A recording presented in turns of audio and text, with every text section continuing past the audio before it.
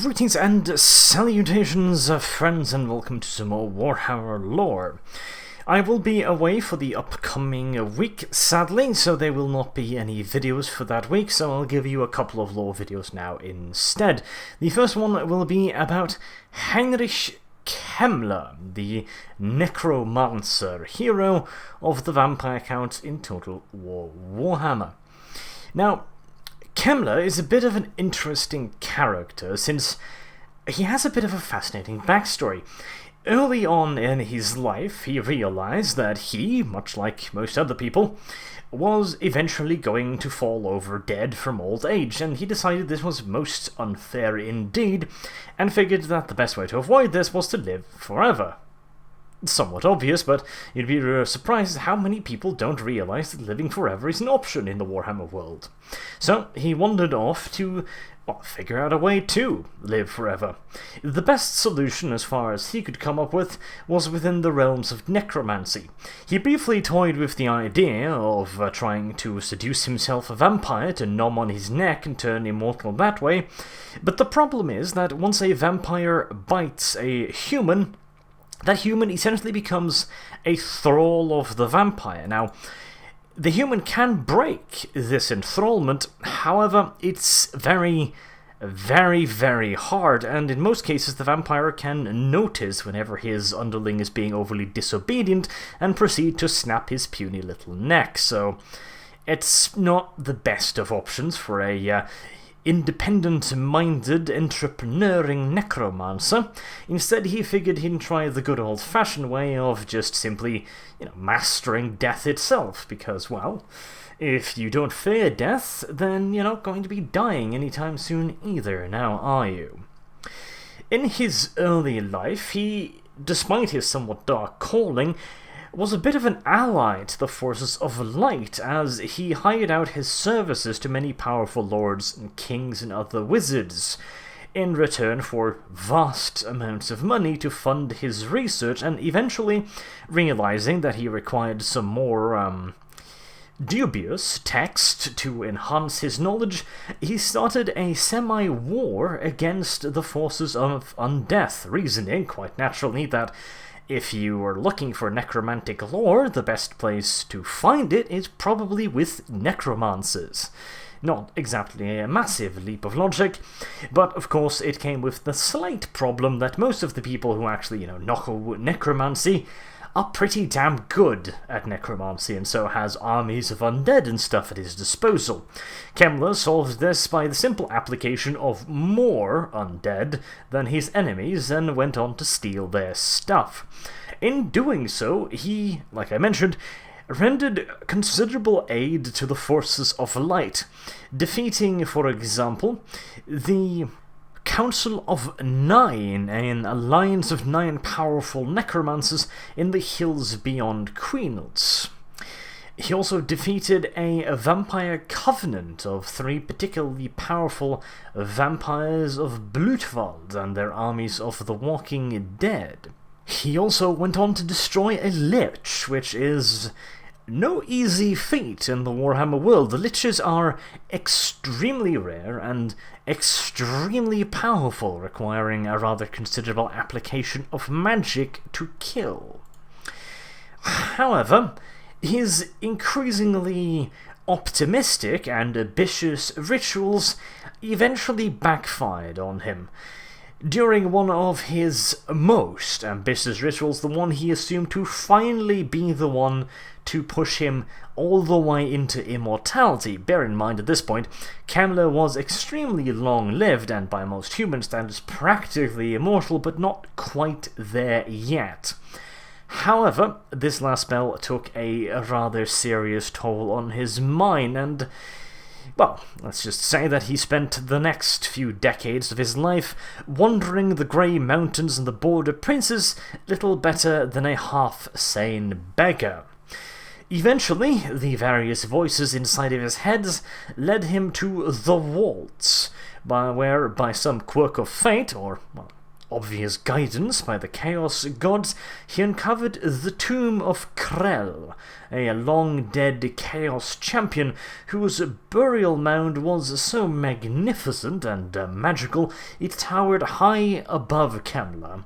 And it was probably this magical energy that resonated with something inside the broken mind of the once great wizard Kemmler, and drew him to the burial mounds.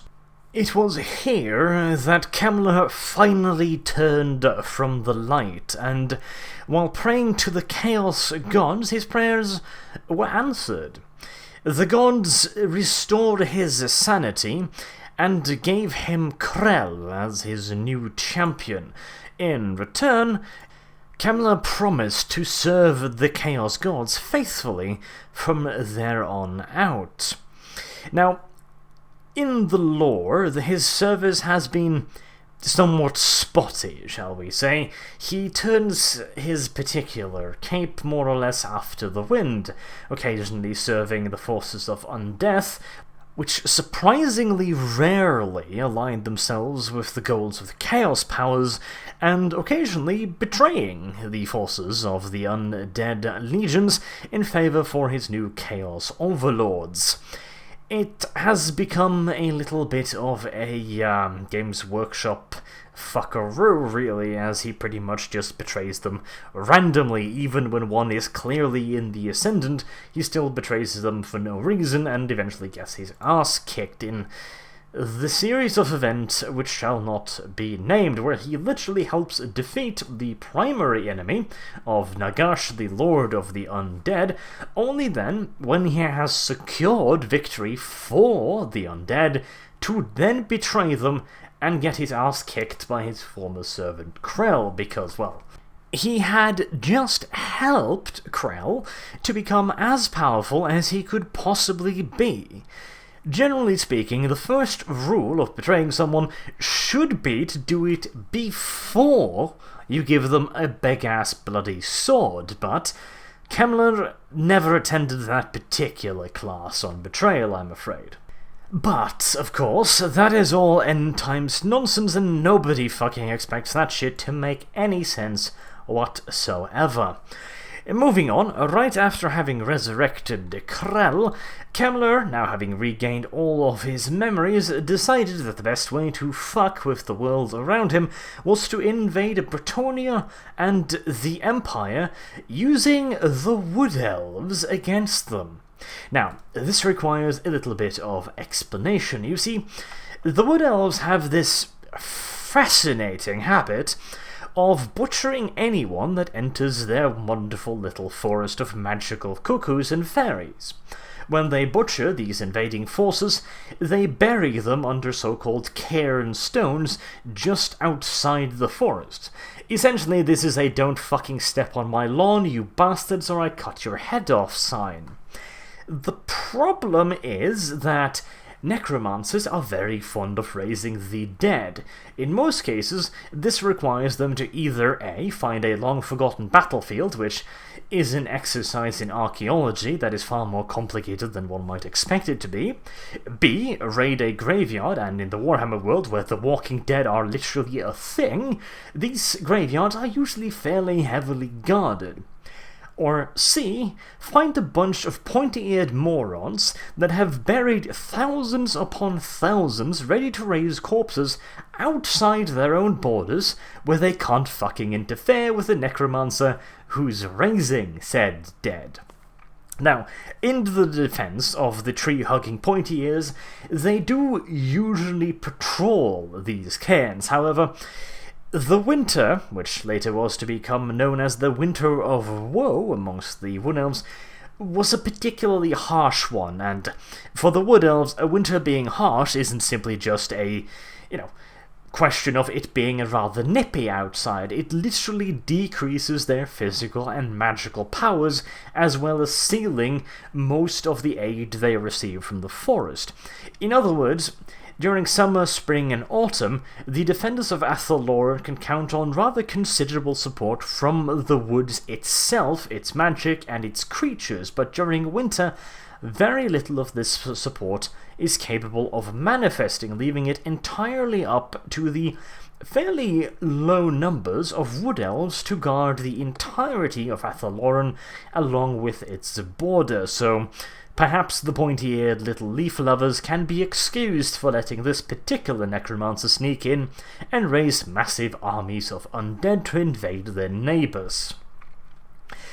Needless to say, though, Kemmler found this to be extremely convenient, and essentially used Athalloran as a base from which to raid Bretonnia and the Empire, because, well, the Bretonians and the Imperials were not particularly fond of that forest. The Bretonians essentially have a non-aggression pact with Athalloran and have agreed just not to enter their territory. And for the Empire, well, first they have to climb over the mountains, and then they have to go into the creepy forest with all of the angry tree creatures, and that just simply wasn't worth the bother, so ironically, Kemmler had found himself a bit of a safe haven in one of the most hostile places in the Warhammer world. His ultimate objective in doing this lay, however, in Bretonnia, at the abbey at La Maisonnetal, which, I know, my French is horrible, but nevertheless, it was an abbey, and it contained a powerful artifact that the Bretonians had unlawfully and quite sneakily stolen from the glorious honourable Sigeman Empire. Kemmler wanted this artifact for himself, but unfortunately, the Skaven also wanted it back, and the poor Bretonians, caught in the middle, had to fight a three-way battle in defence of the abbey against the forces of the Lich Master, Heinrich Kemmler, the Skaven, and various other intervening elements. Eventually, the glorious armies of Skavendom naturally came out on top and returned home to Skavenblight with their new toy. Heinrich Kemmler fared somewhat worse. His armies, while not scattered, were certainly defeated, and Duke Tancred of Bretonnia regained a rather considerable grudge against the Lich Master for his activities around his favourite abbey. In fact, Duke Tancred made it his life's goal to hunt down and stab the Lich Master until he finally stopped fucking moving. It was in the pursuit of this more or less noble goal that Heinrich Kemmler was finally defeated at the battle at Montfort Bridge, where Duke Tancred smashed the remainder of the Necromancer's armies.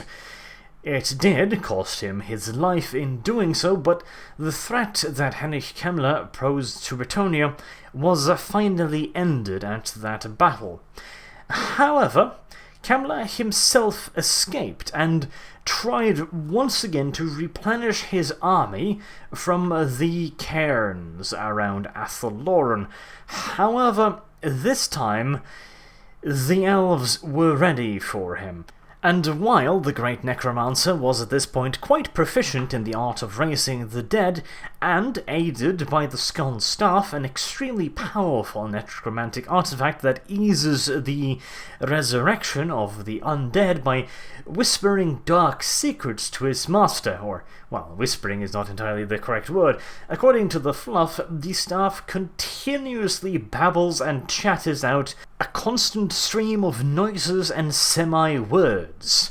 In the overwhelming majority of cases, this is complete and utter nonsense, but occasionally it will impart some dark secret to anyone who will listen. Essentially, it's a slightly more coherent and considerably more mobile social justice warrior. But even so aided, Kemmler could simply not raise enough undead quickly enough to stave off the retribution of the slanty-eyed squirrel fuckers, who had a whole lot of shit to be angry about at this particular point.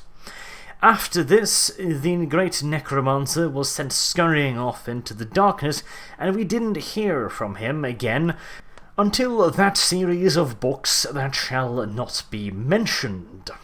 And now, lastly, I do need to have a little bit of a special note when it comes to this particular video, because you see, the dates on the various events are way off on the various editions, which makes it very hard to entirely be sure which event happened first and which event happened last. The way that I've described in this particular video is my own preferred version of how the event probably happened, because it's very hard to find a definite answer to it. You see, the Winter of Woe, in which Heinrich Kemmler is first referred to by the Wood Elves, happened in the Imperial year 1125, before the Imperial calendar. However, the battle at the Abbey took place over 3,000 years afterwards. And yet, it seems to be referring to Kemmler in the same geographical location, with the same army and the same goals. Now, the Necromancer was not rampaging through Bretonnia for 3,000 years, and the Duke of Quinels, which was also referred to in the Wood Elves editions, was certainly not chasing him for 3,000 years, so it's very hard to tell where and how and in which order these events occurred. Now, if anyone out there has a better timeline than this, maybe perhaps two timelines, one from the Vampire Count's books and one from the Wood Elves books, that state the same dates for these various events, then I would very much so like to see it, as the events are not entirely aligned, shall we say. Hell, I seem to remember, even in the older books, the Kemmler that invaded Athelloren was not the intelligent Kemmler, that this was before he met Krell, and in other sources it states that Krell was alongside him fighting, so it's very, very hard to determine. Like I said, if anyone has a better timeline, then by all means do present it. Until then, I have been Arch, thank you very much for watching, and I do hope to see you soon. Have a good day.